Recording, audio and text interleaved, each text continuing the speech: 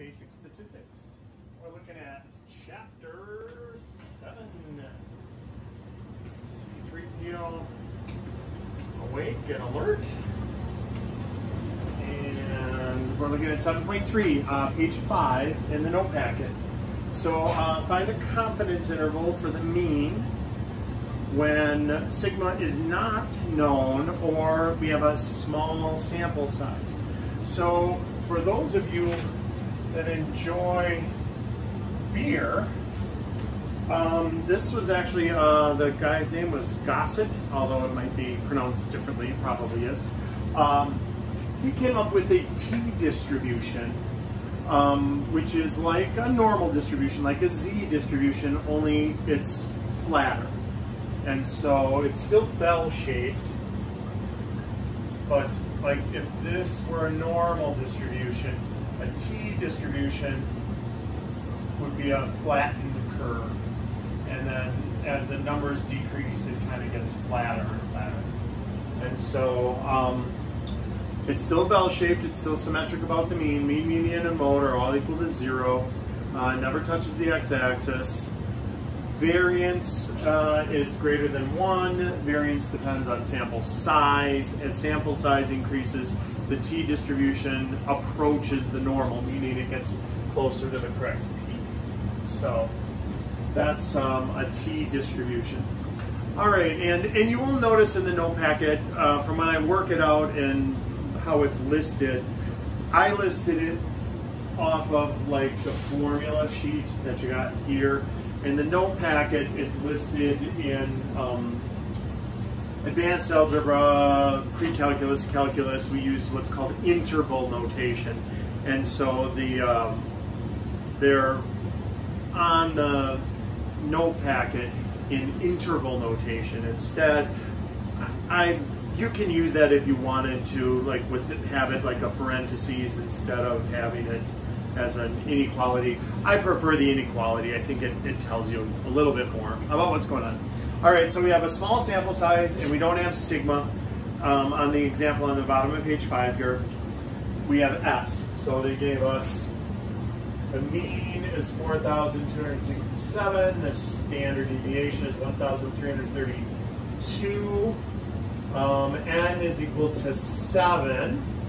And so this time we're going to use degrees of freedom. So degrees of freedom are good. It's always going to be one less when there's one variable, which is what we're using. Degrees of freedom is, in this case, 6. And so that means, let me show you on the chart how we look it up for, they want a 95% confidence interval. So we're going to do a t-distribution for 95%. So we're going to look up the t-score for that. And let me grab the packet. You still go to table F, like what you did for Z. And I'll explain it here. Take a look. When it was Z, we looked at the 95 and we went all the way to the bottom and we used 1.96. Well, you'll notice on the side here, it says DF, that's degrees of freedom. So if we just go down to 6 degrees of freedom and then follow it over, we're going to use 2.447 for a 95% confidence interval, because that's off of the t-distribution.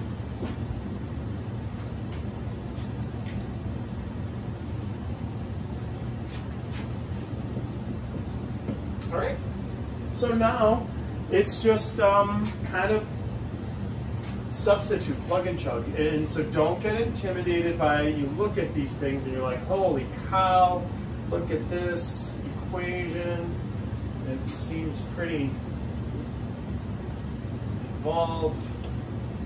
It's really not as bad as it looks.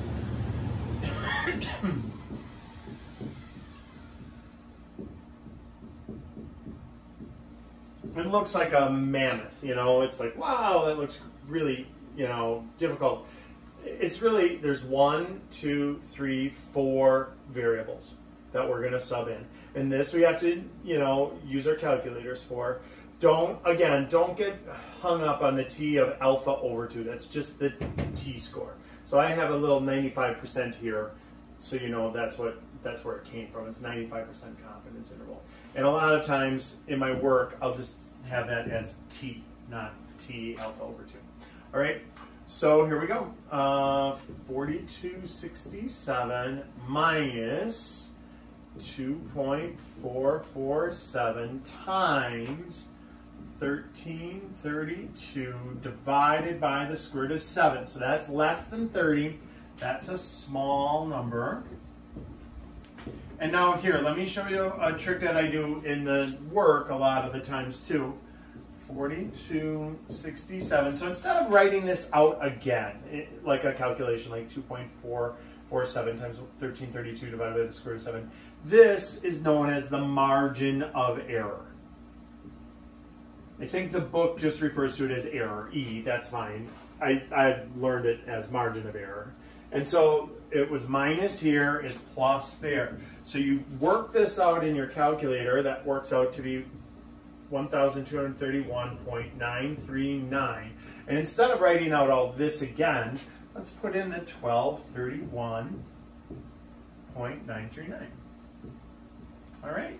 And so now we're going to take 4,267 minus the 1231 and 4,267 plus the 1231. See why it's called the margin of error? Because it kind of gets tacked onto both sides.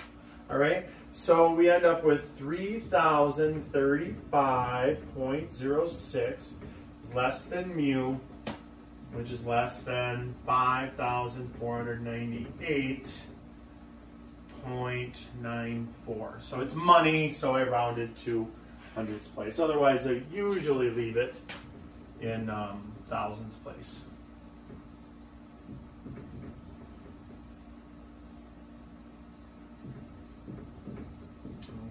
Oh, that would have been 939. All right. So here's our answer. That is a 95% confidence interval. What that means is if we were to choose, let's do this experiment 100 times, where we look at 7 Hyundai Elantras and at 30 miles per hour in a crash test, the average repair bill. So we're looking at repair bills. So if we did this 100 times, 95 of the 100 would fall, nope. 95 of 100 would actually capture the true mean. So it wouldn't, 95 out of 100 wouldn't fall into this range. This range is a possible, here, let me show you. We have these intervals. If we did that 100 times, see, even I can screw it up once in a while when I say it. So now look, these all captured the true mean. This could be that interval. 95 out of 100 times, it would capture the true mean. But there's still a chance that it's one of those 5 out of 100 that wouldn't capture the true mean. So that's what confidence interval means. All right? Okay, let's look at the next page, 6. We've got, oh yeah, there's a little flow chart on determining if we use t or not. So do we know sigma? If we don't, we use t. Is n greater than or equal to 30? If yes, use the z distribution. If no, then use t. Is the proportion normal? If yes, use the z distribution. If no, use t. And is S known? If yes, use the t distribution. If no, stop. If you don't know the standard deviation, you can't do even the standard deviation of the sample. You can't do anything with it. It should be roughly normal, although the t distribution, even if it is skewed a little bit, is still pretty accurate. All right. Then there's commands on how to do it on the calculator and Excel. Again, I know I sound like a broken record, but I think it's easier to do with a chart than it is on Excel. I think Excel, in this case, when you're doing confidence intervals, actually makes it more complicated and difficult than just using the chart.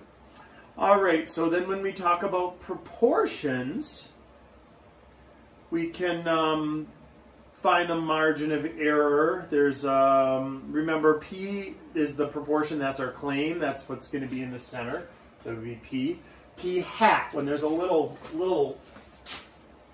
caret above it, that's referred to as P hat. That means it's an approximation, it's an estimate of a sample. All right, so let's take a look here. Rules, sample size is less than 5%, so we're at bottom of page 6. The sample size is less than 5% of the population size, and there is at least 5 observed successes and 5 observed failures. So n times p hat is greater than or equal to 5, n times q hat is greater than or equal to 5. That makes you avoid extremes, meaning if the probability of occurring was 0.00001%, well then we'd need a really large sample for that to exceed 5 or greater, and so we wouldn't be able to do this for extreme values. All right, okay, so let's take a look at an example of this. Sample of 200 applications for admissions to UW-Madison contained 43 applications from out of state. Find a 95% confidence interval for the true proportion of applications to UW-Madison coming from out of state. Okay, so that's that. So what we're going to do, it's going to set up just like this. We get to go back to Z. When you're using proportions, you don't have to use T. You get to use Z. You get to conclude normal, standard normal curve. All right. So here we go. So P hat, we have to do a little work here. That's 43 divided by 200. That is 0.215. That means Q hat, so that's out of state people out of that sample. So in state then is 1 minus 0.215, 78.5%. They're coming from in state. Z for a 95% confidence interval. Again, if you want to put a little sub 95%, you can. If you just want to call it Z, you can. That's our Z score, 1.960. We get to go all the way to the bottom of the chart. I didn't put the 0 on there. I don't really need it. And then N is 200.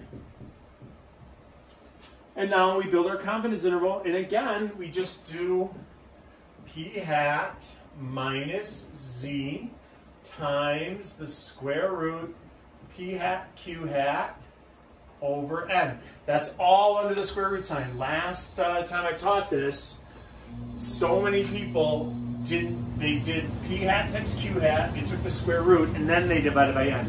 Don't do that. Do P hat times Q hat, divide by N, get that answer, then take the square root. So be careful that N is under the square root sign. And that's proportion, so the true proportion, and then it's P hat plus the margin of error, so plus this stuff again. P hat, Q hat, all over N. So this again is known as Emo Margin of Error. All right? So let's plug and chug. Again, do not be intimidated by this. 1, 2, 3, 4, 5. There are 5 variables. We've got them all identified right here. 1, 2, 3, 4. What's the 5th one here? Oh, P hat's on there twice. So really just 4. All right, so P hat is 0.215 minus 1.96 times the square root. 0.215 times 0.785 divided by 200. That's all under the square root sign. It's less than P is less than 0.215 plus the margin of error. I'm just going to write mul there. That's what this is. So we work that out. That all works out 1.96 times it. So I did this first, 0.215 times 0.785. Divide by 200, go ahead and do that in your calculator. Then take that to the 0.5 power. Either you just hit the power key to the 0.5, that's a nice shortcut. Or you can hit second square root and then second answer, or type it in there again. Either way. When you work that out, it comes out to be 0.057.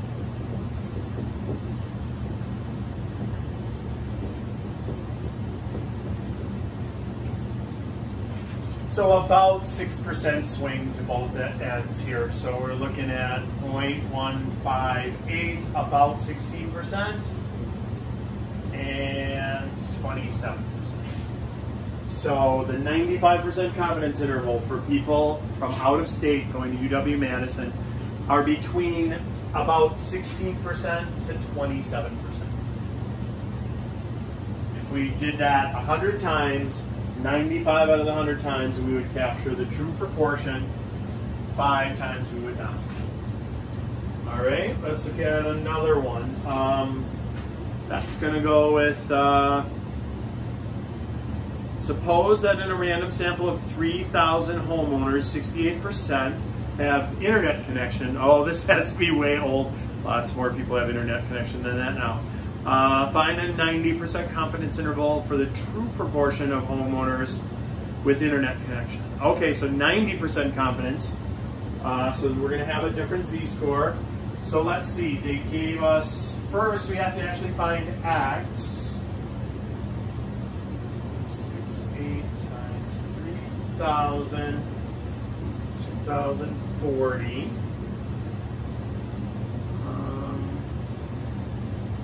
Yeah, I don't think we really needed that, did we? We don't need x, actually. I just wanted to know. So if 68% of 3,000, 2,040 out of the 3,000 would have had internet connection. What that means is I basically worked backwards and found this. So notice 43 didn't work anywhere into this. I was just curious, apparently, when I worked this out, because that's the first thing I did. All right, so p hat, they gave it to us. That's 68%. Q hat, that's going to be 1 minus 0.68, the complement to that, so that's 0.32. Remember, those add up to 1. N is equal to 3,000. And Z for 90% confidence, you follow it all the way down to the bottom, it's 1.645. All right? And so now we're right back to plug and chunk. We're just going to go 0.68 minus 1.645 times the square root of 0.68 times 0.32 divided by 3,000. Wow, that's a large N, is less than P, which is less than 0.68 plus the margin of error. All right? So here we go again, 0.68 minus, wow, because that 3,000 was so large, this really shrunk down. It's only like a 1.4% swing. So that's a really small margin of error. All right? And so 0.68 minus about 1%, 1.4%, that's 0.666.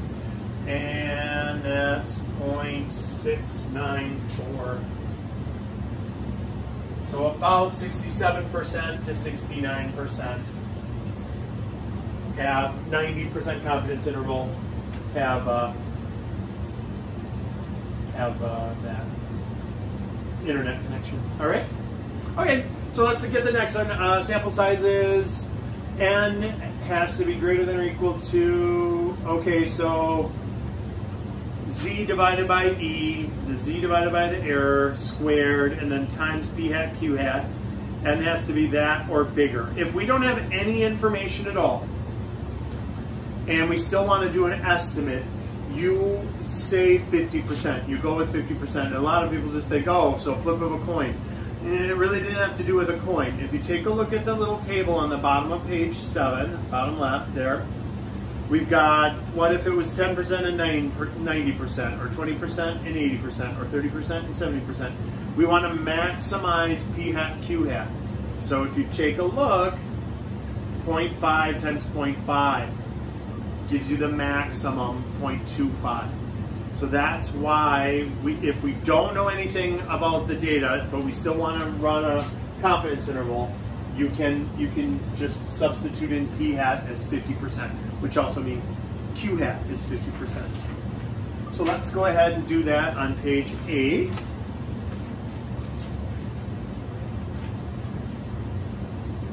we don't know about the sample. Oh boy, so, you know, election year. Do some election statistics. We'll keep the politics out of the lectures though. So, suppose I want to know the proportion of voters who will vote Democrat in the upcoming election. How large a sample do I need to determine a 98% confidence interval with an error of no more than 1%? So, for Z, we look up 98%. That's on the top of the chart. You go all the way up down to the bottom. It's 2.326. Error is 1%. Be careful. You can't put 1 in. That's a percent. You have to put it in as its decimal form. Remember how to convert a percent to a decimal. You divide by 100 basically, and then drop the percent sign. So we have to enter that into our equation as 0.01. All right? We don't know anything about the voters, so we're using p hat as 0.5. That means q hat is also 0.5. All right? And so now we're going to use this. N has to be greater than or equal to p hat, q hat, times Z divided by error quantity squared. Don't forget to square that number. It's a very important part. All right, so plug and chug. 0.5 times 0.5 times 2.326 divided by 0.01 squared. This actually works out to be pretty darn big. We would need 13,525.69 voters. So now, when you're figuring out N, you always take it up to the next number. So even if this were 0.13, I would still take it to 13,526 voters or more. So N is greater than or equal to. All right?